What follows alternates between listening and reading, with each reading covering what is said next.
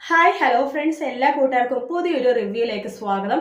അങ്ങനെ പ്രകാശ് കാർത്തികേയടുത്ത് ചോദിക്കുന്നുണ്ട്, അമ്മയുടെ ഫോട്ടോയോ അല്ലെങ്കിൽ വീഡിയോ കോളോ എന്തെങ്കിലും ചെയ്യാവോ എന്ന് ചോദിക്കുമ്പോൾ കാർത്തിക പറയുന്നുണ്ട്, അയ്യോ അമ്മ പ്രത്യേകം പറഞ്ഞിട്ടുണ്ട് അമ്മേനെ നേരിട്ട് കാണുന്ന സമയത്തല്ലാണ്ട് ഫോട്ടോ വഴിയോ വീഡിയോ കോൾ വഴിയോ കാണാൻ ശ്രമിക്കരുതെന്ന്. എന്തായാലും നിങ്ങൾ കല്യാണം കഴിക്കാൻ പോകുന്നവരല്ലേ, അപ്പൊ നേരിട്ട് കണ്ടാ പോരെ, അച്ഛനത് എത്ര തിടുക്കം എന്നൊക്കെ കാർത്തിക ചോദിക്കുമ്പോൾ പ്രകാശ് ഒന്നുമില്ല എന്നൊക്കെ പറഞ്ഞിട്ട് പ്രകാശ് അവിടുന്ന് പോവുകയാണ്. ശേഷം പ്രകാശിന് വല്ലാത്തൊരു ആഗ്രഹം കേട്ടോ ലക്ഷ്മിനെ കാണട്ടെ. കാരണം പ്രകാശിന് ഈ ഒരു പ്രായത്തിൽ ചെറിയൊരു പ്രണയം തലക്ക് പിടിച്ചു, അത് തന്നെ കാര്യം.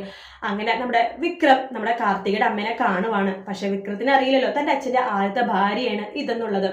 അങ്ങനെ വിക്രം നമ്മുടെ കാർത്തികയുടെ അമ്മേനെ കണ്ടതിന് ശേഷം അവരുടെ ഫോട്ടോയും കാര്യങ്ങളൊക്കെ എടുക്കുന്നുണ്ട്. ശേഷം നമ്മുടെ പ്രകാശോട് പറയുന്നുണ്ട്, അച്ഛൻ ഇതുവരെ കാർത്തിക ചേച്ചിയുടെ അമ്മേനെ കണ്ടിട്ടുണ്ടോ? ഇല്ല, കാണണമെന്ന് വല്ലാതെ ആഗ്രഹമുണ്ട്, പക്ഷേ കാണാൻ സാധിച്ചിട്ടില്ല. അവരെ നേരിട്ട് കാണുമ്പോൾ കാണാന്നല്ലാണ്ട് കാർത്തിക കാണാൻ വേണ്ടി സമ്മതിക്കില്ല എന്ന് പറയണം.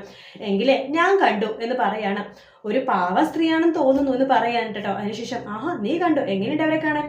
സുന്ദരിയാ, ഈ പ്രായത്തിലും നല്ല ഭംഗിയുണ്ട് അവരെ കാണാനായിട്ട് എന്ന് പറയാണ്.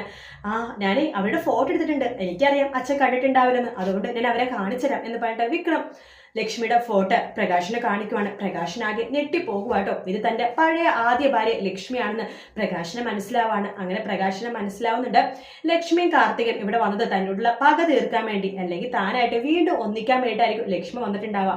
മണ്ടം പ്രകാശം വിചാരിക്കുന്നത് മിക്കവാറും പ്രകാശിനോടുള്ള ഇഷ്ടം കൊണ്ട് തന്നെയായിരിക്കും ലക്ഷ്മി വീണ്ടും വന്നിട്ടുണ്ടാവുന്നത് തന്നെയാണ്.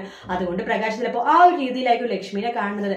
എന്തായാലും പ്രകാശൻ ലക്ഷ്മിനെ കാണുന്ന ഭാഗമാണ് നമ്മൾ അടുത്ത ആഴ്ച കാണാൻ പോകേണ്ടത്. അതെന്തായാലും ഉറപ്പാണ്, പ്രകാശനും ലക്ഷ്മി കാണുന്നൊക്കെ ഉണ്ട്.